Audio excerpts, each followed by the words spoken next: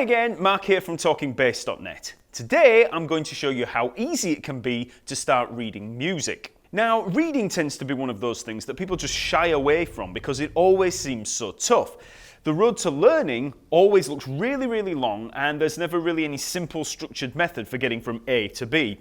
No pun intended.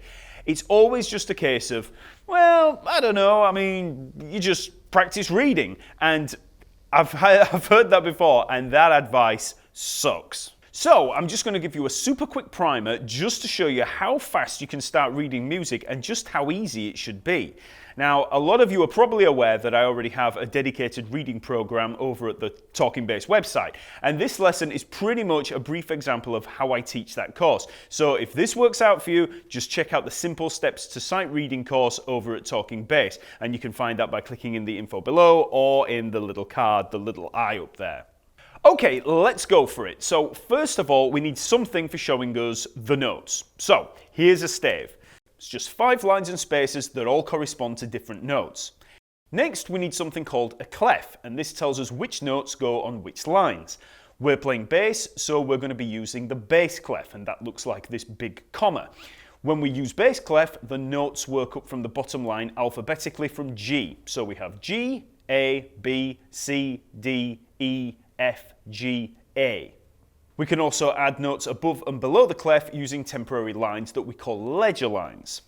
So we're getting there, now we just need a time signature. So let's go with 4/4, and that tells us that we have 4 beats to a bar. And you probably already know all about bars, which are also called measures. If we count 1, 2, 3, 4, 1, 2, 3, 4, each set of 4 is a bar, and we divide these bars up on the music using bar lines. Now finally, we just want a single rhythm. We'll go with a whole note, which is also called a semibreve in Europe.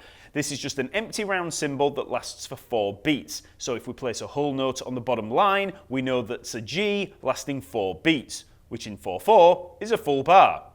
So if I play that line to a metronome, we'll have the following, and I'll just have a count of 4 in. So 2, 3, 4, 2, 3, 4. And that's it, okay? So if we were going to have 4 bars of that G note, we'd have the following. 2, 3, 4. 1, 2, 3, 4. 1, 2, 3, 4. 1, 2, 3, 4. 1, 2, 3, 4. So that's the basics. That's all you need to know to get started. We've got a stave, a time signature, a clef, and some notes. So now let's see how this is applied to the bass. So all we're going to do first is look at 2 notes, the open E string and the F at the 1st fret of the E string. Just 2 notes, 2 lowest notes on the bass. We're not looking to play Billy Sheehan licks all over the neck to begin with. We're just going to start childishly simple and then just gradually add more notes and rhythms and cymbals simply at every step. So for that low open E string, we have the ledger line below the stave. So if I played an open E for a bar, it'd look like this. 1, 2, 3, 4, okay? Then the F at the 1st fret is obviously the next space up. So that looks like this. And for a full bar, it would sound like this. 1, 2, 3, 4. And that's all we're going to play to begin with. We have an E and an F. So you've got a 50-50 chance of getting it right anyway. So let's look at 8 bars of music. We're going to play to a click, and you're just going to have to keep looking at the music, and you're just going to be deciding whether it's an E or an F, open string or 1st fret. And because we're using an open string and just that F, we're only going to be using 1 finger all the way through, just for that F, okay?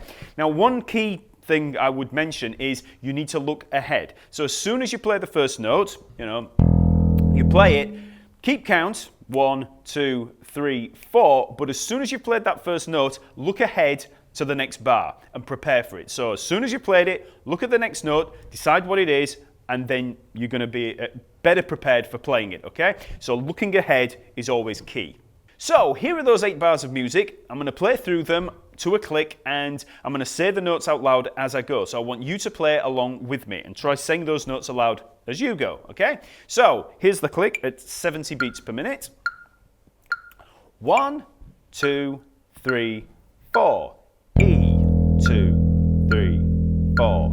F, 2,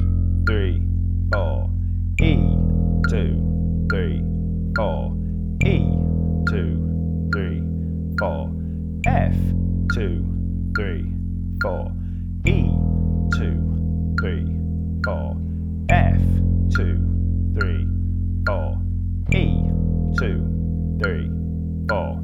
So, there you go. You've just sight read your first piece of music. Now, I know what you're thinking. That's not proper reading. I'm not learning riffs and moving around like I do when I play normally. But that's not the point. When people try learning to read for the first time, they tend to try reading stuff that's way too advanced for them. You have to put yourself back in beginner mode again. Start simple and build up gradually. You add another note, another rhythm, another rhythm. Simple steps.